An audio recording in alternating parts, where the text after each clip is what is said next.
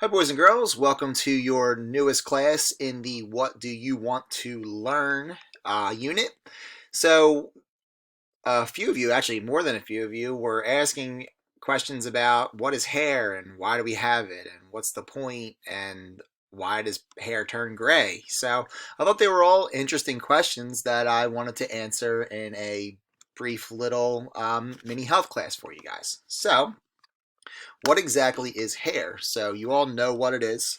I know mine is really long right now, longer than it's ever been before. But it's actually a protein filament in your follicles called keratin. So what exactly does that mean? So if you take a look at this video, deep inside your skin here, you have these follicles. And that's why it's important to kind of um, stay hygienic and things like that because your skin isn't just on the outside. It goes all the way, it goes much deeper than you think. So inside of these follicles, there's a protein in your body called keratin, okay? And there's all kinds of different reasons why we have hair. All right, so why in your nose? Okay, there was someone had a funny question about why do people have hair in their noses? Well, we all do, believe it or not, and it's actually part of your immune system. So when we're outside, we're breathing in all kinds of air, all kinds of dirt, all kinds of dust, germs as well, as we all know about now, more than we would ever like to. But it's the hair in your nose is supposed to kind of catch those germs before they get all the way deeper into your body. Okay, so you might, if you get a tickle in your nose, a lot of times that's something that got caught that you need to get out. Before it actually gets you sick. So it's all about kind of protecting yourself and keeping yourself healthy.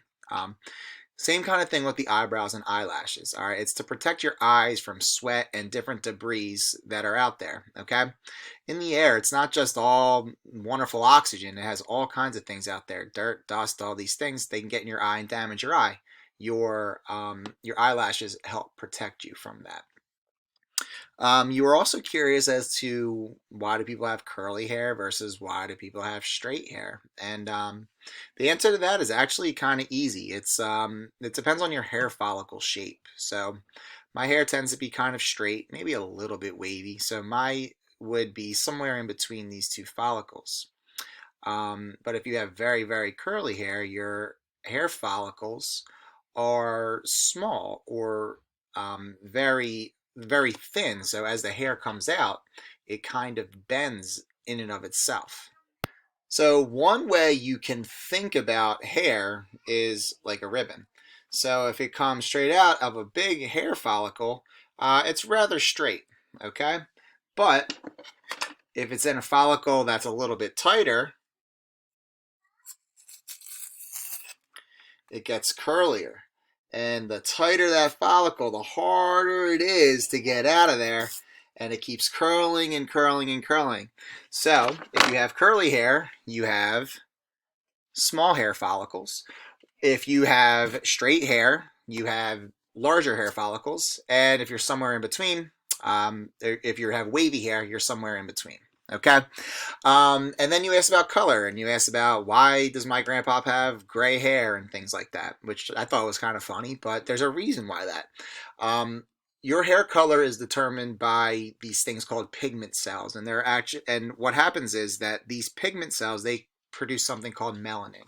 So the darker your hair is, the more melanin you have. So if you have very dark black hair, you have lots of melanin. If it's dark brown, it's a little bit less. And then blonde hair, just a slight little bit. But what happens here is that you may have very dark hair one day and then you get old and you get some gray hairs. That's because those pigment cells are dying and it's causing the hair to turn gray. So I thought that was pretty cool too. Another question was, what are fingernails or toenails? And it's actually the reason I bring it up with hair is because it's very closely related. That keratin, it's just a stronger protein, okay? So it's an alpha keratin is what they call it. And why do we have them? They're actually there is a specific reason why we have them. We have lots and lots of nerves underneath of our skin, especially underneath our fingertips, because that's where we touch and grab and we can feel. We can feel many more things with our fingertips than we can with like the skin on our arm. And what happens there is those fingernails actually provide kind of a background for us to be able to feel things, and they help us to perceive touch. And we're also always using our hands to grab things and touch things and manipulate things. It's just part of our daily lives.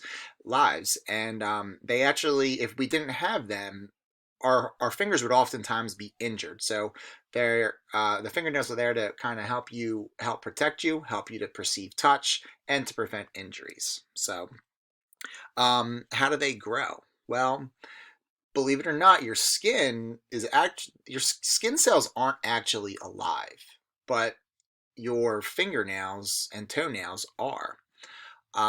Just a couple fun facts for you is that fingernails actually grow about 4 times faster than your toenails. So you won't have to clip your toenails as quickly as you'll have to clip your fingernails.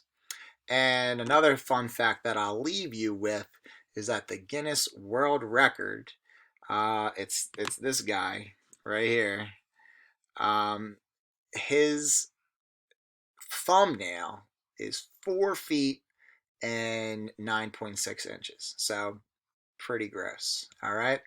I hope you enjoyed this mini health lesson. Next class, I will address more of your questions that you posed to me in the What Do You Want to Learn unit. And I hope you guys are staying healthy and having some fun. I will talk to you guys soon. Have a good one.